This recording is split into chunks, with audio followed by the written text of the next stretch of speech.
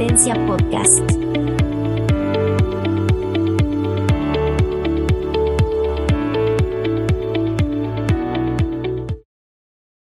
Hola, hola, buenas noches. Buenas noches, ¿cómo estamos? Hola, Pedro. Buenas noches, bienvenidos, somos La Resistencia, soy de Estelí, estoy con Coy, que es nuestro co-host. Gracias por acompañarme esta noche en el espacio y también escucharnos por diferido en los canales de YouTube, Spotify y aquí mismo en Twitter. En otra ocasión, en un momento conveniente para ustedes. Hoy es jueves 9 de noviembre del 2023, son las 7 de la noche en Managua, Nicaragua. Hoy hablaremos de los temas nacionales de esta semana y el caso del 19 de julio. ¿Qué año fue? 2011. Y donde fueron atacados dos buses que llegaban de la plaza, activistas o simpatizantes del FSLN, y ahí empieza el calvario de los acusados y también de las familias de las víctimas. Es político, el acto fue político definitivamente, tanto el ataque como los arrestos. La policía, la fiscalía y el poder judicial se conjugaron antes, como hoy, a juzgar, condenar y enterrar la verdad. Y se produjeron muchas acusaciones sin base que eran casi era casi imposible encontrar la verdad entre tanta movimiento que hubo con 72 testigos y diferentes personas que hablaban de eso. Los acusados, los primeros 3 acusados fueron 3 sandinistas y después los acusados todos miembros del Partido Liberal Independiente, el PLI. Entonces, pues al día de hoy, don Wilfredo Balmaceda Castillo es uno de ellos. Miré unos videos en Confidencial de hace muchos años en el cual la mayoría de los secuestrados, de los presos políticos de hoy en día, admitían y explicaban y sus familias al mismo tiempo decían pues que eso no sonaban como ellos, que no eran ellos, que no los reconocían en la manera de hablar. Bueno, aquí ya tengo a Will. Will estaba presentando de lo que íbamos a hablar y que vos ibas a estar más tarde. Un momento, adelante muchachos, tomen la palabra. Coyo Wilfredo. Will, de Estelite estaba presentando el caso de tu papá, bueno, de las personas que estaban con tu padre, seguramente pues para hacerlo más grande, develop en un poquito de tiempo. Leonor, muchas gracias por estar aquí, muchas gracias Will, Raimundo, Nicaragüita, Radio La Mosquitia, qué interesante, me encanta eso. Bueno, en un momento y en Estelí seguimos la conversación. Will, adelante. Bueno, antes de que nos hable Will y nos platique de todo esto, les voy a hablar un poco de las noticias de esta semana y después caemos con Will. Entonces, las noticias de la semana que pude recopilar más o menos era la OEA. Nicaragua se retira de la OEA y será miembro hasta este mes. Uruguay pues dio un discurso on fire. El dictador noble inglés apoya a Putin, China y asociados. Despidos al mayor en el poder judicial. De facto pues no era un poder judicial porque estaba bajo el dominio de la dictadura, pero pues ya es oficial con los despidos. El sacerdote desterrado rompió el silencio y habló con Elmer y le explicaba la situación en la que él decía que el silencio no detiene la persecución contra la iglesia. Los presos políticos, y aquí es donde caigo en el tema, son 91 presos políticos, incluido don Will, y ¿En qué año fue, Will, que arrestaron a tu papá? ¿El 2011? 2014. 14. Y Monseñor Obando en el 2022.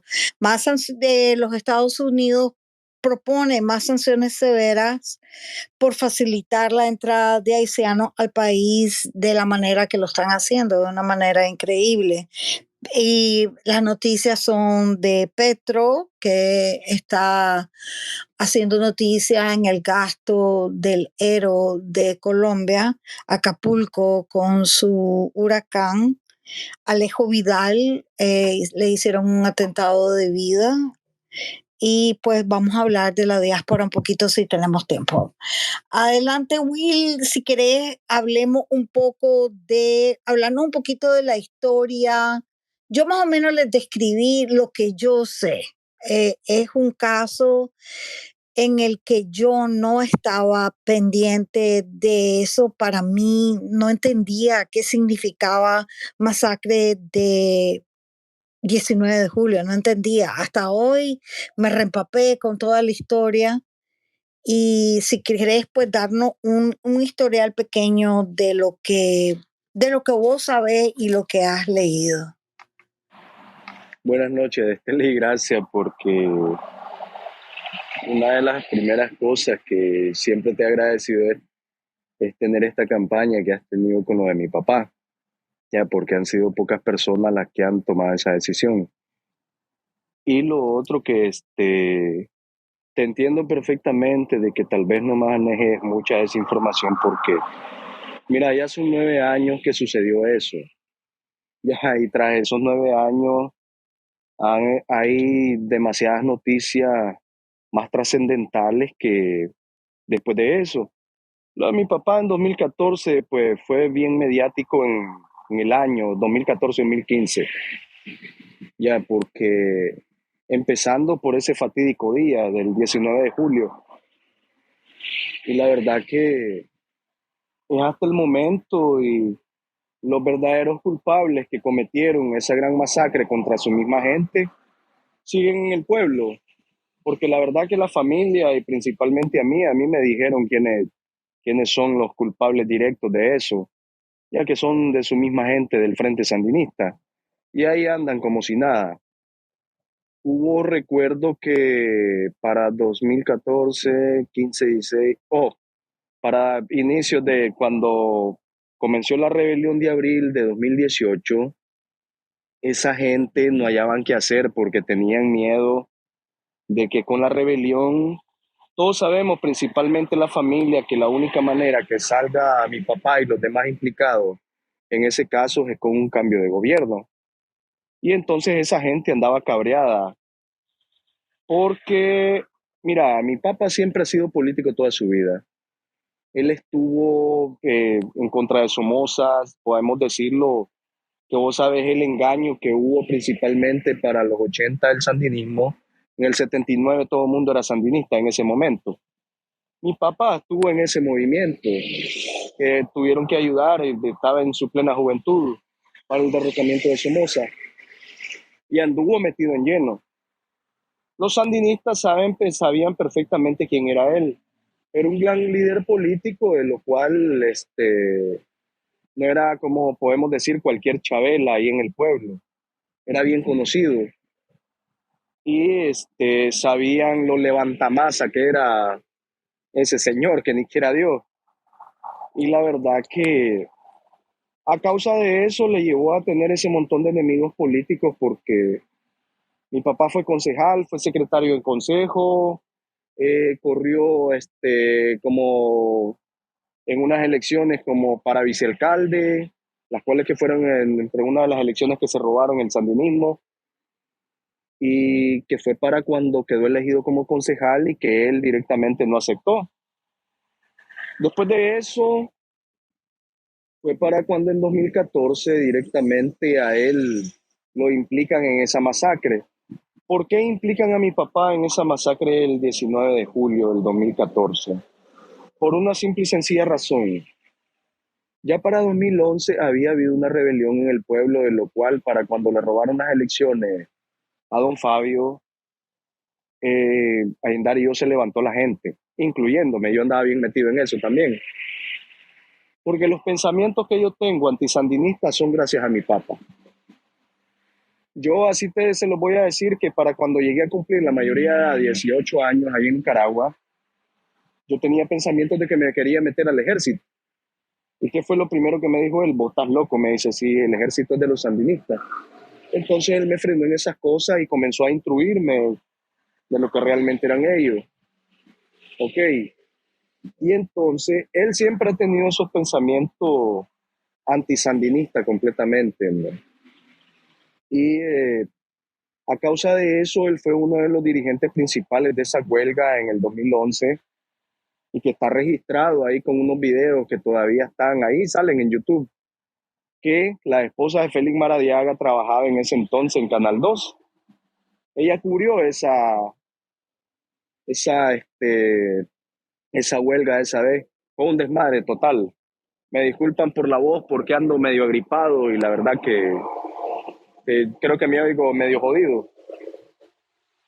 Bueno, y entonces él fue uno de los dirigentes de eso, de los cuales el alcalde que estaba en ese momento ya de los sandinistas llevaron chavalos engañados de Managua, llevaron como alrededor de 6 rutas de un montón de vagos que le dijeron que les iban a dar 150 pesos y que fueran con ellos.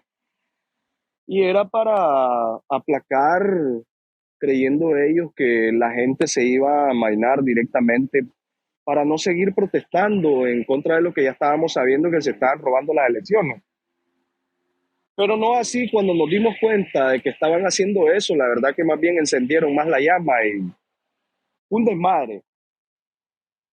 Un desmadre y uno de los organizadores principales de eso fue mi papá. Ok, ahí viene siendo como... Yo estaba conversando que definitivamente es político en el sentido de que tanto el ataque a los buses que venían de Managua, de la plaza, de la celebración del 19 de julio, como a los que arrestaron, porque los primeros 3 eran supuestamente del Frente Es Sandinista. correcto. Los padres de ellos llegaron con los carnets del Eran los Frente tirapiedras Sandinista, que le llamaban. a los Ellos tirapiedras, cumplieron 2 años.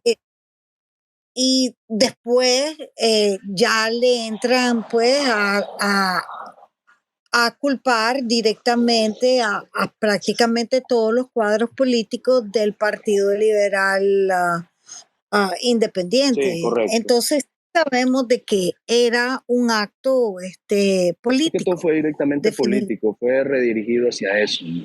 Ya. Sí. El mismo Daniel lo dijo, de que después que pasó eso, recuerdo, yo viví en Managua, cuando pasó lo de la masacre, yo estaba viviendo en Managua y estaba estudiando en la uni todavía, antes de que me sacaran esta gente. Y mi abuelita me llamó y que cuando pasó eso, no te miento, cuando pasó el mero día de la masacre yo estaba en el pueblo y estaba haciendo un proyecto, recuerdo que era de mecánicas de los fluidos. Y mi papá también estaba ahí al siguiente día, porque en esa misma hora que sucedió eso, mi papá, junto con mi tía Luz Marina, la hermana mayor de él, andaban en San Isidro en un rezo de la Virgen de Guadalupe, de unos familiares. Y ya después al siguiente día, cuando todo el mundo estaba comentando sobre eso, a mí recuerdo que por Messenger una amiga me comentó que si me había dado cuenta de lo que había sucedido ahí cerca de Las Calabazas, que así se llama un pueblito cerca de donde sucedió todo eso. Y le dije, no, le digo, había entre comillas, un disque periodista que después los mismos sandinistas, que era de ellos mismos, los mismos sandinistas lo callaron porque andaba queriendo exponer muchas cosas. Él anduvo donde ya había pasado ya todo eso. Me informaron y me dice, revisé en el Facebook, me dice, ahí está todo, y comienzo a revisar y que te desmadre. En el hospitalito, en el centro de salud de ahí del pueblo, llevaron a la mayoría de heridos y ahí también los muertos, que fueron 4 personas. Y fue un revuelo en ese momento. Recuerdo que después donde un vecino, mi papá, junto con otros amigos de él, estaban hablando ahí que las personas que habían hecho eso, de seguro lo habían hecho como para cuando había pasado como con la contra, que muchos directamente hacían ciertos operativos y después andaban trabajando como si nada. Y estaban comentando todo eso. Y todo el mundo estaba asustado porque jamás había pasado algo similar ahí y peor de semejante magnitud, 4 muertos y como alrededor de 35 heridos creo que fueron. Yo leí 5 muertos y 20 heridos. No, oficialmente fueron Y como alrededor lo de que leí 35, el día de hoy, 36. quién sabe Sí, a cuánto llegó. correcto. Y y la cosa que, bueno, pasó. Después de eso, 5 días después, como mi papá se mantenía en la finca, yo me regresé a Managua. Estando allá, cuando me doy cuenta que los antimotines rodearon el barrio de la casa donde mi abuelita, que era porque mi papá vivía ahí pegado donde mi abuelita, en una casa. Y un amigo me dice, o imagen me dice, fíjate que tienen rodeada la casa de tu abuelita, me dice, ¿cómo es eso? Le digo. Era un vecino que vivía ahí enfrente. Tienen rodeada la casa de tu abuelita un montón de antimotines, me dice. Y todo el barrio está rodeado también. Pero ellos no manejaban directamente que dónde estaba mi papá, lo andaban buscando. Fueron tan animales que ellos se fueron a meter a una casa antes donde nosotros habíamos vivido años anteriores. Se metieron a esa casa, los antimotines fueron tan animales, estos malditos sandinistas, que encañonaron a un niño de 2 años que le pusieron el AK en la cara, a un niño de 2 años. Te lo digo porque a los que le hicieron eso fueron directamente amigos míos. Y el hijo de él fue al que le hicieron eso. Y al otro hijo de él que tenía, creo que en ese entonces, Eduardo, creo que tenía como 5 o 6 años. Y lo mismo lo encañonaron. Los tiraron al suelo y todo, y confundidos de que supuestamente ayer era la casa de mi papá. Y la cosa que cuando miraron que no, se tuvieron que trasladar a la siguiente casa. Se tiraron por la tapia y ya lograron llegar a la casa de mi abuelita, que ya se metieron por el patio. Comenzaron a estar buscándolo y todo, y mi abuelita les dijo que a quién anda buscando aquí no está, les. Y la cosa que eso fue en la madrugada, más o menos como entre las 4 y las 5 de la mañana. Y yo me desperté ¿De qué asustado. día del 20 de julio? No, No, eso Will. dicen que fue el 22 de julio, pero exactamente fue el Sí. 21. Exactamente fue el 21. Porque después cuando los presentaron a ellos fue a inicios de agosto. Porque cuando a mi papá lo agarraron, a él no lo agarraron a donde dicen directamente, ¿cómo que te digo? Las declaraciones oficiales. Porque dicen de que supuestamente lo agarraron en las afueras del pueblo. A mi papá no lo agarraron en las afueras del pueblo. A mi papá lo agarraron en Honduras.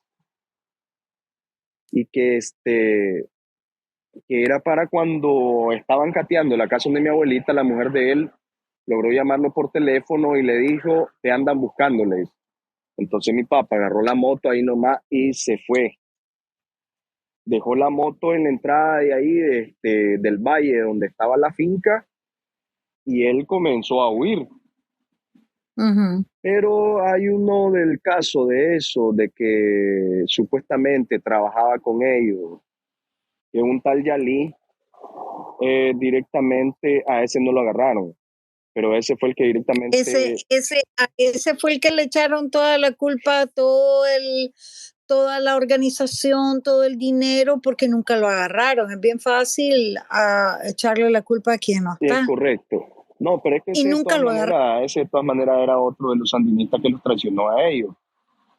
Sí. Porque cuando mi papá iba huyendo con otro que lo que está ahí mismo, con este señor Poveda, que está ahí mismo preso con mi papá, ellos ya estaban en Honduras y iban con Yalí. Y directamente y Yalí les dijo, regresémonos que vamos a ir a traer otro que vamos, que viene acá detrás. Entonces, según vos crees que la conspiración sí viene del tal personaje Yali. Sí, es que eso está confirmado Sí, por mi papá, no son directamente palabras mías, son palabras de mi papá. Ya son palabras que él hasta 3 años después lo dijo. Y que ya nos contó esto que estoy diciendo, porque él no quería decir nada, por no preocuparnos más a la familia. Y la cosa de que cuando ellos se regresan, yo ya lo he dicho otras veces, mi papá era un gran ateo, ateo pero ateísimo de Estelí. Ateo de los que te sí. digo, de que ese hombre no creía en Sí, Dios ni ¿recordás nada. que Kevin nos estaba platicando de eso? Sí, correcto. Que solía Ajá. Y ahora es más cristiano que todito que lo podemos que estar en esta sala, que todos y el juntos. Ahora rosario reza el y cómo rosario, se te dice saluda de paz y la bien y todo. paz y bien, ¿Por esa qué? es la expresión. ¿Por qué? Por una simple y sencilla razón de la cual, después que a él lo capturaron, cuando parece que hubo una gran balacera ahí donde a él lo capturaron, él le dijo a la mujer de él, que era la única que lo miró después que lo capturaron, Dios está orando el primer milagro en mí. Y la verdad que yo me sorprendí, yo dije, mi papá diciendo esto, ¿qué le pasa? Ok, pasó. Y parece que el gran milagro principalmente fue su vida, o saber qué más pasaría, solamente él lo sabe porque no nos ha dicho más allá. Pero de que ahora cree en Dios, después de eso que le sucedió, después de ese gran milagro que oró Dios directamente con él, pues ahí está ahora el hombre. Y la Sí, verdad que bueno, gracias a eso déjame sigue que le con vida. pregunte a la sala si tienen alguna pregunta o comentario o recuerdan esos días, ese momento, la historia de esta masacre y la implicación política que tomó.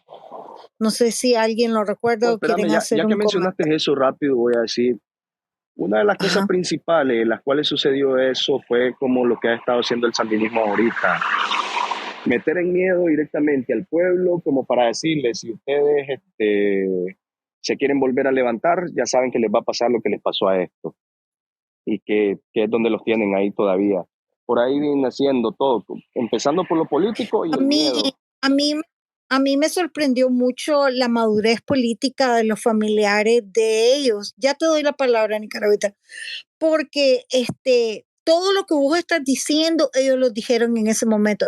Son campesinos, los señores, los que eran hermanos, esto no se met, no, perdón, no era los que eran hermanos, sino el señor que tenía, que era un campesino total, que no se metía en nada, pero sí era del partido. Y los familiares todos hablaban, tu abuela, la esposa de Don Will y los demás familiares, ¿cómo tuvieron esa madurez política para poder explicar en eso? No, les están echando la culpa porque ellos son del partido, porque están bien levantados y porque están bien organizados. Adelante, Nicaragüita, si tenés comentario o pregunta. Sí, sería un comentario y una pregunta a Wilfredo. Bueno, primero buenas noches a todos. Fíjate que en este particular de este caso, yo tendría tal vez algunos 24 años, tenía, recuerdo. Y sí recuerdo muy bien que en este caso de la masacre del 19, uno de los medios que le dio bastante cobertura desde esa visión, pues, de que se trataba claramente de un caso político, un caso de persecución política, ¿verdad? Donde le estaban imputando a estas personas, uno de ellos el papá de Wilfredo, un crimen que a claras luces, pues no, en el caso de varios de ellos era imposible que cometieran. Uno de los medios que recuerdo que mucha cobertura le dio y le dio ese enfoque al caso fue Carlos Fernando Chamorro. Y recuerdo el caso particular de uno de ellos en que era imposible que estuviera el día de los supuestos hechos en el lugar porque andaba en un cumpleaños familiar. Recuerdo bien que se presentaron evidencias donde aparece el muchacho en un cumpleaños, pues a la misma hora que supuestamente. Totalmente en otra ciudad. Sí, en otro lugar, y se presentaron evidencias de fotografías donde ellos lo situaban en ese lugar a esa hora en que supuestamente estaba sucediendo la masacre. Entonces, bueno, sí me acuerdo bien de ese caso, Yo recuerdo que en ese momento le di seguimiento y sí recuerdo que uno de los medios que cubrió mucho en la noticia fue esta gente de esta semana. Y bueno, mi pregunta sería para Wilfredo, si en aquel momento o desde ese entonces, ya hablamos de 9 años, dijiste, de alguna manera tu familia, la esposa de tu papá, recibieron acompañamiento de organismos de derechos humanos, ustedes como familia hicieron denuncias, más o menos cómo lo manejaron como familia, pues en quiénes se apoyaron, en quiénes se asesoraron, digamos, orientación de quién lograron obtener, porque en este caso es importante. Yo sé que tu papá básicamente ya va por los 10 años de estar en prisión, pero sí es siempre importante que independientemente del tiempo que haya transcurrido, pues tu papá esté en una lista de presos políticos, porque un preso político.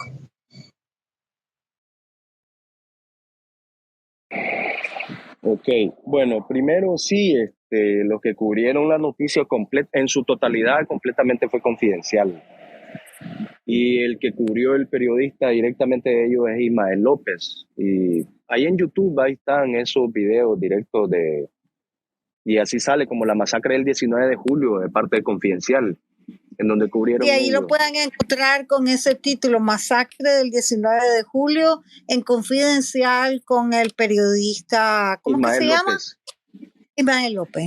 Y de lo otro de tu pregunta, nicaragüita, fíjate que nosotros nos abocamos en ese entonces, fue con la CPDH, pero no se pudo hacer nada más allá de lo que directamente se permitía y de que la dictadura directamente viniera y que se quisiera hacer más.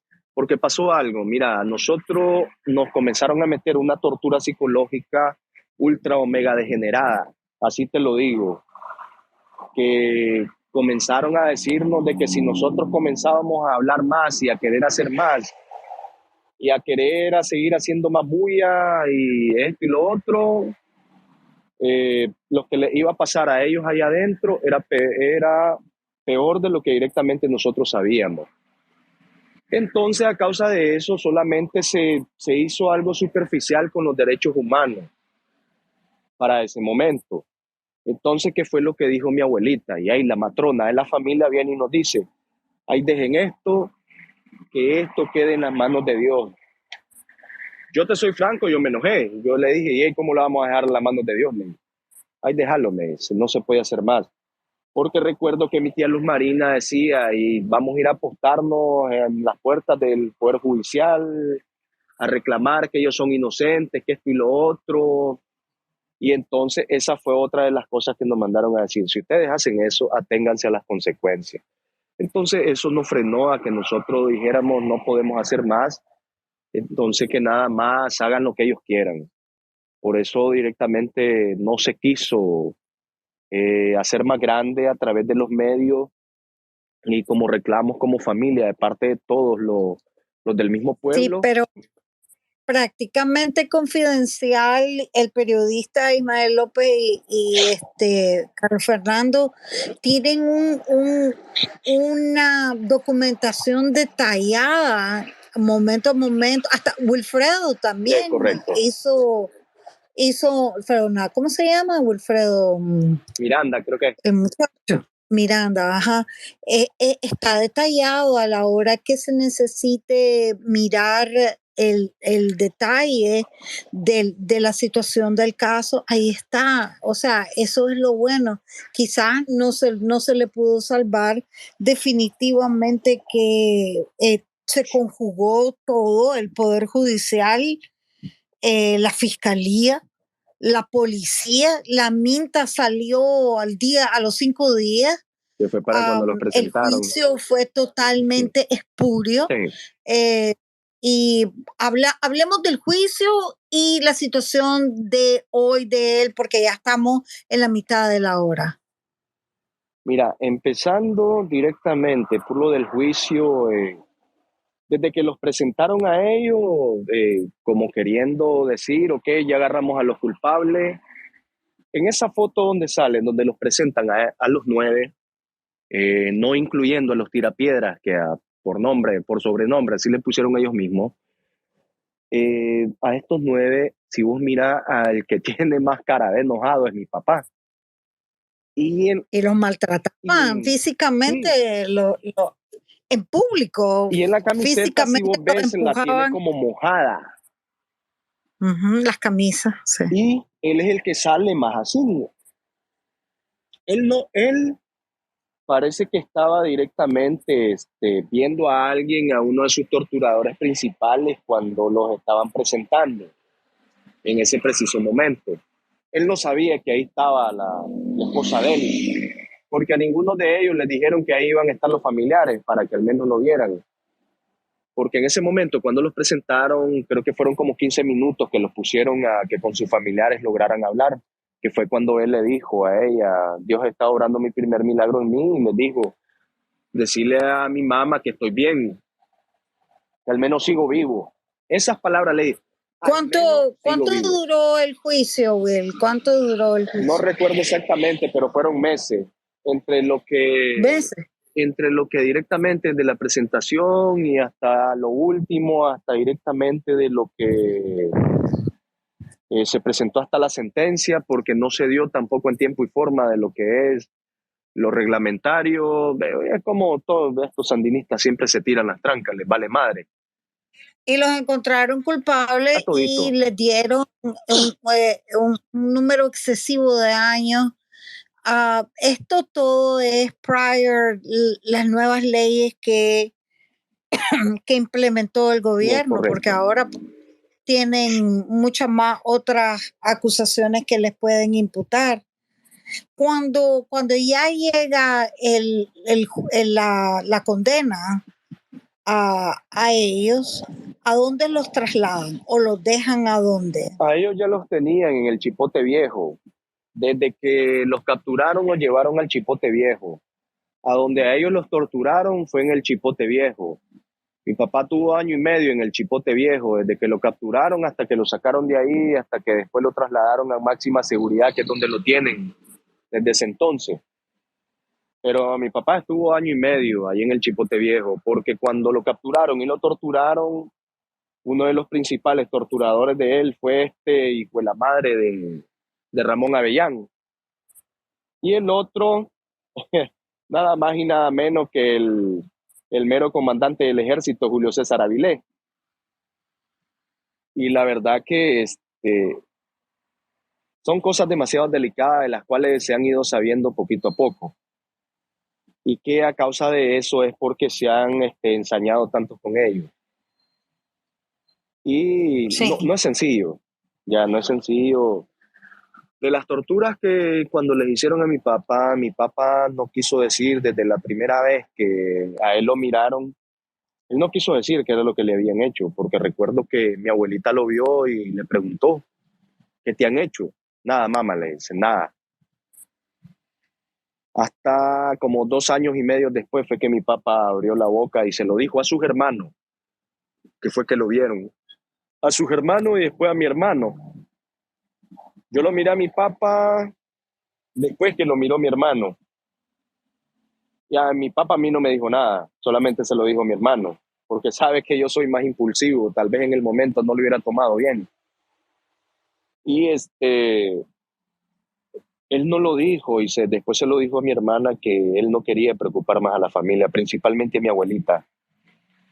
Ya, porque él no quiso decir las torturas completamente inhumanas que le hicieron.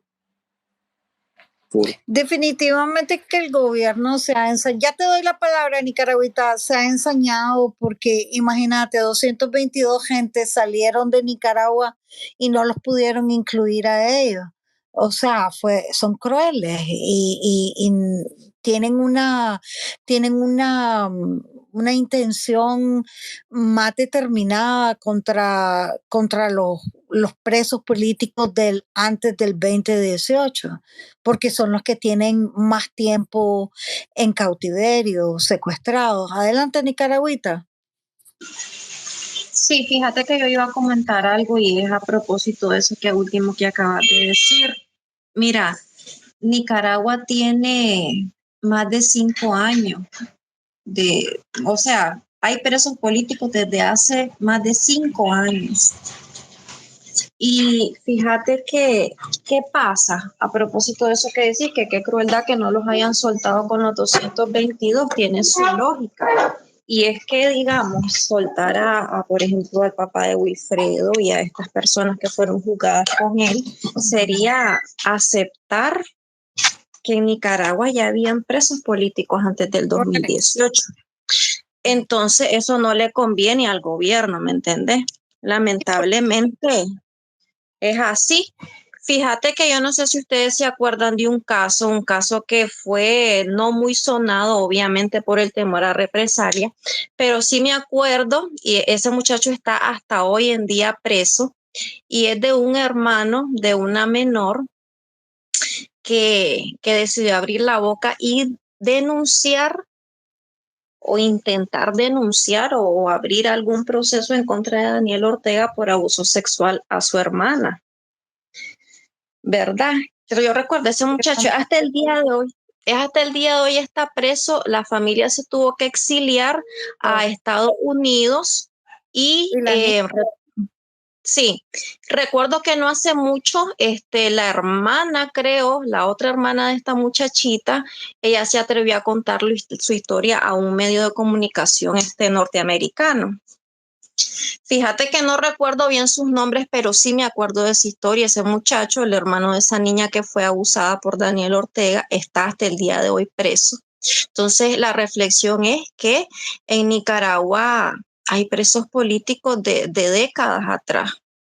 Desde que Ortega retomó el poder, pues y es una reflexión que vale la pena que hagamos y que no olvidemos, pues, que no olvidemos que también tratando de recordar la situación que pasó con ellos. Saben que alguien me está compartiendo que ese muchacho del que estás hablando en Nicaragüita, que es hermano de esa niña que tuvo un hijo con Daniel Ortega, sí. pues por la violación, falleció en la cárcel.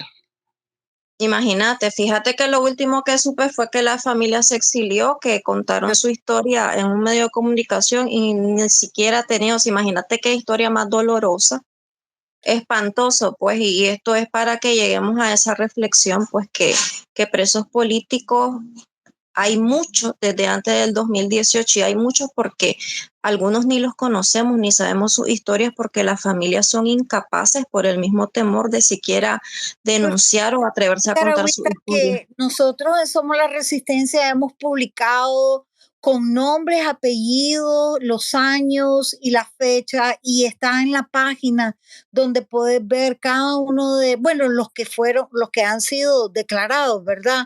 A los derechos humanos o asociaciones de derechos humanos, pero lo hemos, ¿cómo decirte? Lo hemos publicado.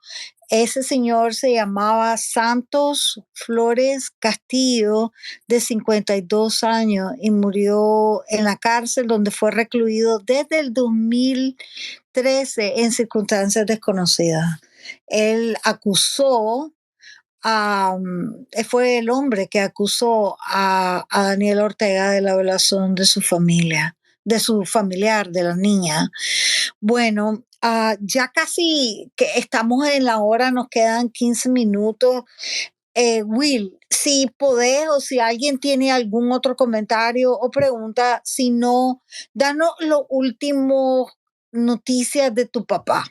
Miren, les voy a contar algo. Will me llama o me manda audios que pues no se pueden reproducir pero son rompecorazones, pues, o él llora, o yo lloro, o la familia llora, son muy cercanos, son muy, muy dolorosos, porque, pues, yo que no tengo nada que ver con ellos, me doy cuenta de su situación familiar, de salud y de vida de Don Will. Sí, pues es obvio que si hay alguien que yo deseo con todo corazón que salga en libertad es a Don Will, pues que Dios nos conceda eso, de que lo podamos ver en libertad. Contanos y decirnos algún, sin dar detalles, ¿verdad? Ni quién te los dio, Will, este, algún update de la situación de tu papá. Porque te acordás, cuando hicimos la campaña de salud, se logró una mínima pequeña victoria y la tomamos como eso, la tomamos como una mínima pequeña victoria, porque le proveyeron a él algo que él necesitaba. Y entonces eso, Will y las personas que nos estaban asistiendo, acompañándonos en la campaña, nos dijeron que sí, pues que era producto de una campaña que se había hecho. Adelante, Will.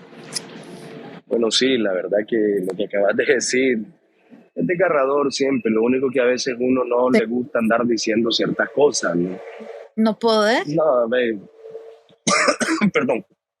Es que la verdad que a veces, porque si uno dice algo, y la verdad que como nos crearon a nosotros y por parte de la familia, por el lado de los Balmaceda, casi nunca nos ha gustado querer andar dando lástima. Y principalmente mi papá, esa fue una de las cosas que llegó a decir de primero.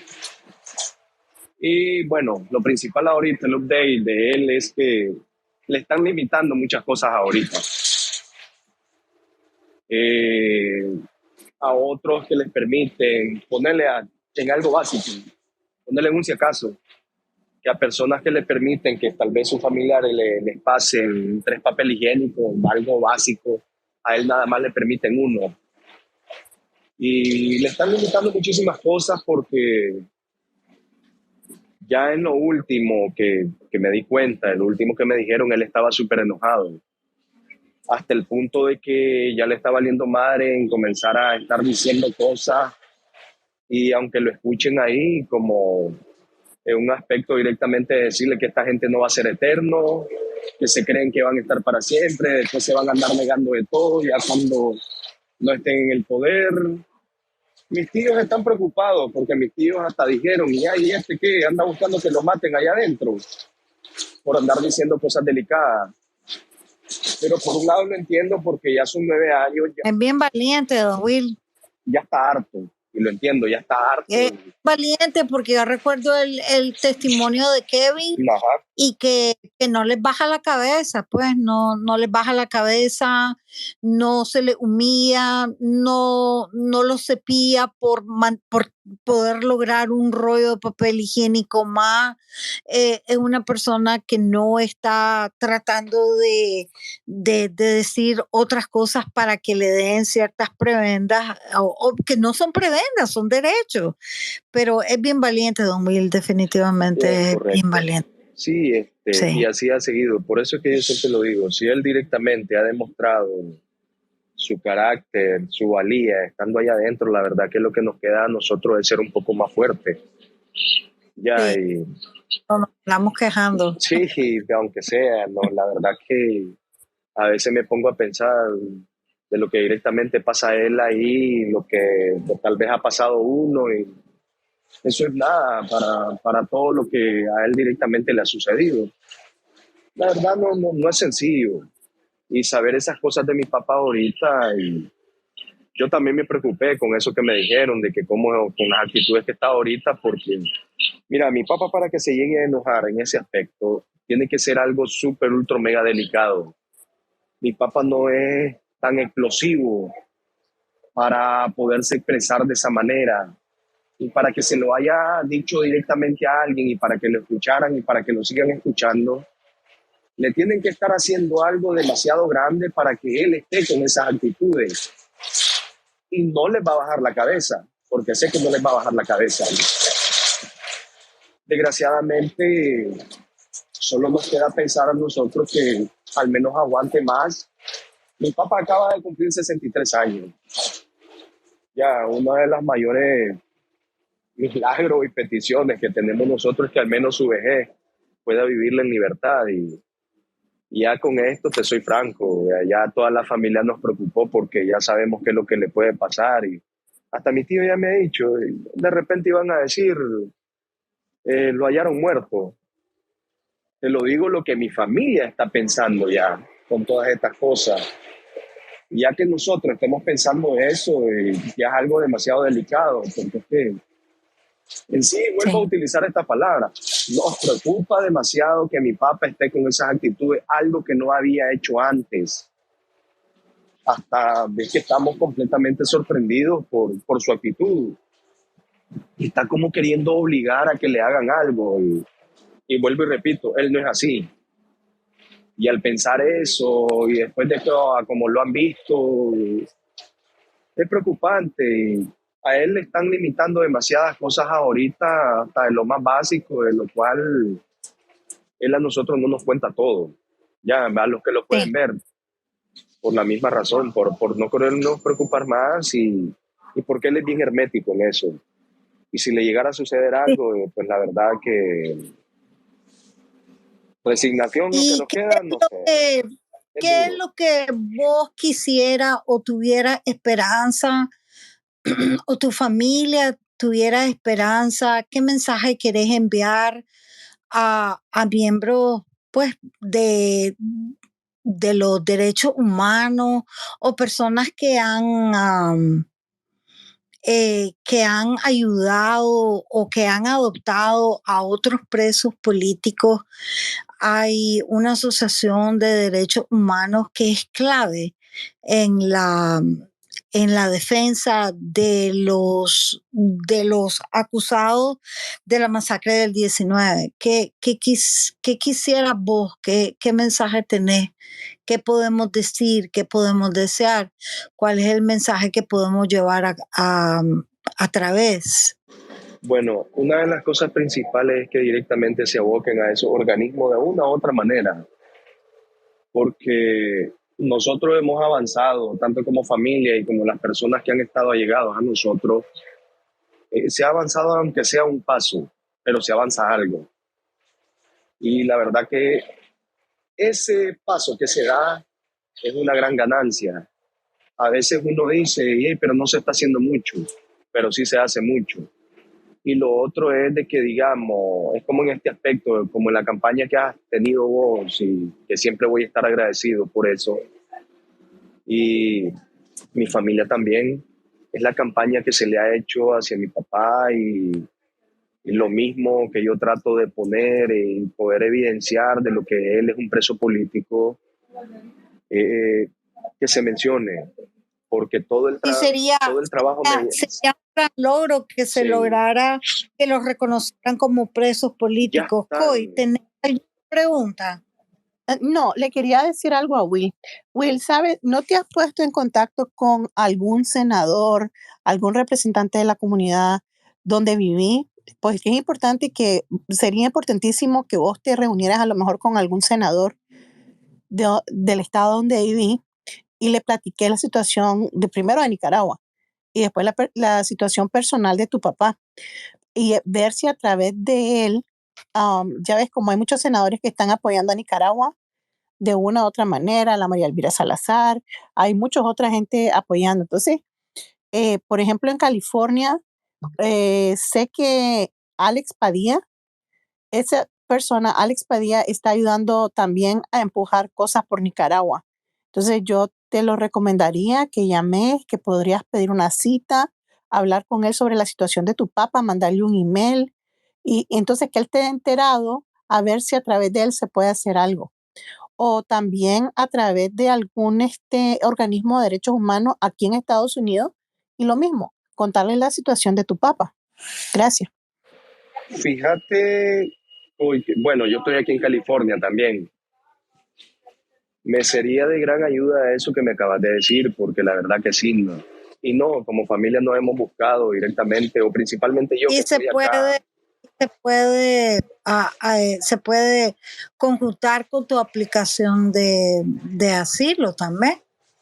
O tal vez a través Claro, de eso, claro. Bueno, para poder evidenciar más esto. Sí. Pero no, la verdad que no sabía que se podían hacer ese tipo de cosas porque en eso estoy totalmente ignorante, soy franco. Ya, pero si pudiera obtener la información para poder hacer eso y que pueda ser de gran ayuda porque ya al menos ya desde el 2019, no fue en el 2018, ya en el 2019 fue anexado mi papá como los demás del mismo caso a la lista de presos políticos. Al menos ahora ya están más reconocidos como presos políticos, principalmente mi papá, que es al que se le ha estado dando más seguimiento y que al cual se le ha estado dando mayor alcance mediático. A través de todos ustedes y a través de que yo estoy en esta red social también. Y agradecido siempre por lo mismo, por cada retweet, por cada cosa que mencionan. Y entonces siempre él es el que está ahí encabezando entre todas esas cosas mediáticas. Pero en lo otro que me dijiste, Coy, sí sería gran ayuda, como te lo vuelvo a repetir. Estoy totalmente ignorante en eso, no sabría cómo hacerlo, pues tendría que obtener ayuda de alguna manera para poder abocarme directamente. Vamos a hablar bilateralmente y nos vamos a poner de acuerdo. Uh-huh. Y vamos a ver si yo comienzo de alguna manera a empujar por algún lado. Mira, fíjate, te voy a contar algo. Mucha gente aquí en Estados Unidos, en California, perdón, no se da cuenta que la Hilda Solís, que está en el gobierno ahora de California, pero que estuvo en el gobierno nacional, es nicaragüense mexicana. Entonces, a través de ella, tal vez podríamos conseguir algo. Tenemos que buscar la manera que esto se dé cuenta a través de un senador, un legislador, de alguien para que tu papá es visible. Y creo que Destelí tiene la razón también. Parte de tu caso, ¿cómo se dice? De asilo, tendrías que ser la situación de tu padre. Sí, claro. Claro, gracias. Muchísimas gracias, Coy, por eso. La verdad que, como les digo, toda ayuda a vida y por haber y que se pueda ayudar para lo de mi papá, la verdad que es bienvenido. Y por eso. Sí, es una campaña que van conjuntas, van de la mano.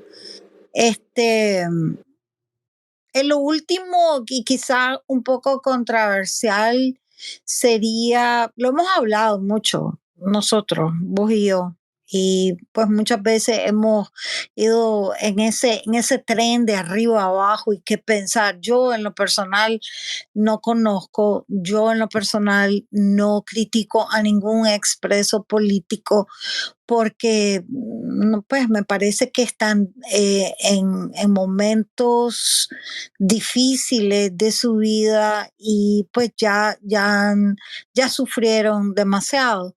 Pero quisiera preguntarte qué mensaje tendrías para Marcos Carmona, director ejecutivo de la Comisión Permanente de Derechos Humanos de Nicaragua, que empleó a la fiscal que pues ayudó a inculpar no solo a tu papá, sino a todos ellos.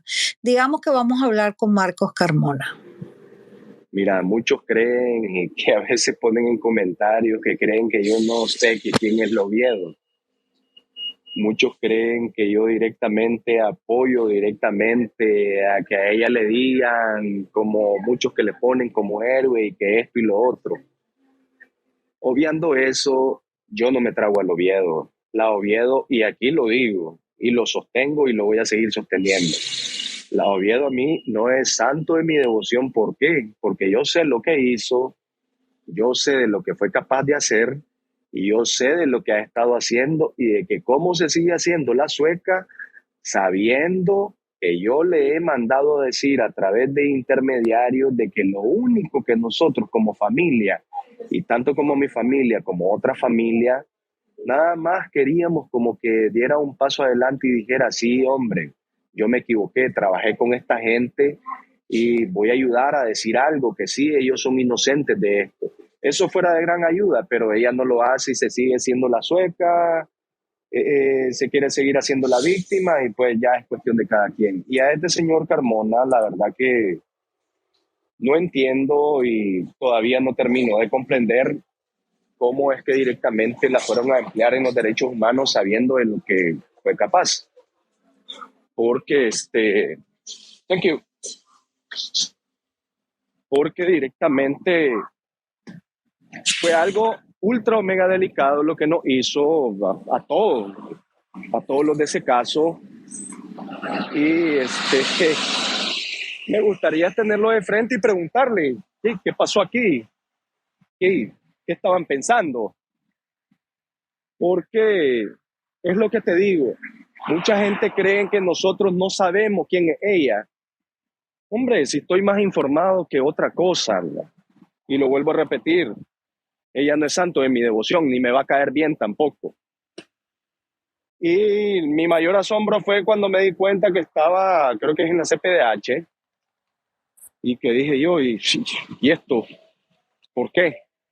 Bueno, eso ya cada quien, ellos estarán jugando su juego, pero ahí va a haber en algún momento de que tal vez los vamos a poder tener de frente y poder hacerles sus reclamos pertinentes, pero en los cuales sé que van a tratar de quererse lavar las manos con todo eso. Y lo único que nosotros quisiéramos como familia, y lo digo en general, es que al menos se hablara y dijera que esto, porque eso sería de gran ayuda para ellos también principalmente, no solo para mi papá, sino para todos ellos que están implicados. Que ella dijera, ok, ellos son inocentes, siendo la fiscal principal acusadora. Entonces, si este señor Marcos Carmona también le dijera, ok, habla, tranquila, no hay problema, sería excelente, pero el día que suceda eso, creo que va a ser como para cuando pasa el cometa Halley. Yo la verdad lo veo imposible. Pero hay una frase que dice, lo difícil se hace y lo imposible se intenta. Yo ya intenté de una u otra manera cómo ella directamente supiera esto. Vos no sos responsable pero, de las acciones de otras personas, pero sí definitivamente la CPDH pues sí tuvo falta de sensibilidad en haber contratado a un fiscal del gobierno. No que ella sea una criminal, no es que yo la esté juzgando porque tampoco conozco el caso a la perfección. Bueno, Will, Nika, vamos cerrando. Si querés hacer un último comentario. Se puede hablar mucho, hay muchas vueltas de este caso, el propio caso en sí, la acusación contra los miembros del Partido Liberal Independiente, totalmente todos miembros del Partido Liberal Independiente, qué casualidad. Y después que tan rápidamente lograran recogerlos a todos y acusarlos a todos de un crimen tan bien planeado, pues. Y después el otro twist es que un abogado, la fiscal fuera presa a sí mismo y que terminara pues trabajando para la CPDH. Adelante, Nicaragüita. Sí, fíjate que, bueno, nadie va a decir que María Oviedo no fue una presa política, sí fue pues apresada al final por razones políticas, pues. Pero sí, yo coincido con Wilfredo y con vos en que cada quien atraviesa su proceso y obviamente ella estará atravesando el suyo fuera de la cárcel, pero creo que en algún momento es bueno que dé la cara, ¿sabes? Porque muy aparte de lo que cubrieron los medios y de lo que Wilfredo sabe sobre el caso de su papá, de su condición en la cárcel, muchas cosas que quizás no sabe ni él ni su familia, esta mujer podría ayudar a precisar, ¿me entiendes? Porque quizás ella no fue a mentir frente a un juez o ante un estrado, pero sí, obviamente, quienes rinden un informe policial para procesar a persona es la policía, que pasó un informe a la fiscalía, y la fiscalía, digamos, expone una teoría fáctica en una acusación, y en base a esa teoría fáctica que obtuvo de la policía es que arma un caso y se procesan a personas. Entonces ella maneja muchos detalles de cómo criminalizaron, Sí, de que las inconsistencias que hubieron en esa investigación. Por supuesto que las conoce, esos detalles por supuesto que los conoce. Y para quienes decimos que la minta granera no tiene nada que ver, que solo llegaba a los partidos de béisbol, etcétera, etcétera, la minta a los 5 días de que haya sucedido la masacre del 19, porque fue una masacre, fue asesinato con alevosía y ventaja, esta maje se puso a hacer todo con fotos, con planes, con croquis, con todo. Ella es cómplice. Ella maquinó totalmente la policía para poder inculpar a esta gente. Por eso hablamos que la policía, el poder judicial y la fiscalía son culpables de que esta gente esté ahí. Estamos hablando de este caso, como muchos casos en Nicaragua, pero definitivamente todas estas personas llevan parte de esta culpabilidad. La Minta Ramírez no es una mujer que podamos decir que está libre de culpa de todas las cosas que pasaron en Nicaragua, aún después del 2018. Ella sembró la cama, ella entrenó a esta gente y ella mintió junto con los dictadores. Bueno, vamos a ir cerrando. No sé, Will, no sé cómo podemos cerrar esto porque lo que queda es lo que hay. 100,000 preguntas, 100,000 cuestiones que no nos podemos responder. Solo sabemos con toda certeza de que son juicios espurios, acusaciones vacías y que no tienen nada que ver con la actividad de gente política y en un marco de la historia de Nicaragua donde todavía pues no existía lo que llevó a 222 presos políticos y lo que llevó al día de hoy a 91 aún presos políticos, 10 de ellos antes del 2018. Bueno, amigos, buenas noches, gracias por estar con nosotros. Will, Coy, Nica, que tienen la palabra si quieren decir buenas noches. Buenas noches, Estelí. Gracias por haberme permitido. Buenas noches a todos. Más o menos. Más o menos, solo llegamos a la puntita de la situación. Esto es nada más como la punta del iceberg, la verdad. Sí. Es que es demasiado grande. Y lo último que dijo Nicaragüita es que ella dé la cara, bueno, veremos, dijo el ciego. Pero ahí estamos, sí. Al menos se ha intentado ciertas cosas, ¿no? Pero en nombre de Dios, y yo espero tanto como principalmente yo como hijo mayor y como la familia en general, poder ver a mi papá libre, ¿no? Que viva Nicaragua libre y fuerza para todos. Que viva Nicaragua libre, que los presos políticos salgan en libertad, que se reúnan con su familia. Bueno, buenas noches, Coy. Buenas noches, muchachos. Y Will, te mando mi teléfono a tu privado. Ok, perfecto, Coy. Excelente.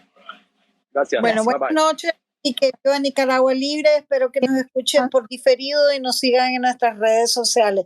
Necesito que me sigan en el canal de YouTube porque aquí nos va muy bien, pero podemos transferirnos a YouTube para poder diferir más las noticias o la información que tenemos en este espacio. Gracias a todos por haber estado con nosotros. Buenas noches. Buenas noches. Buenas noches.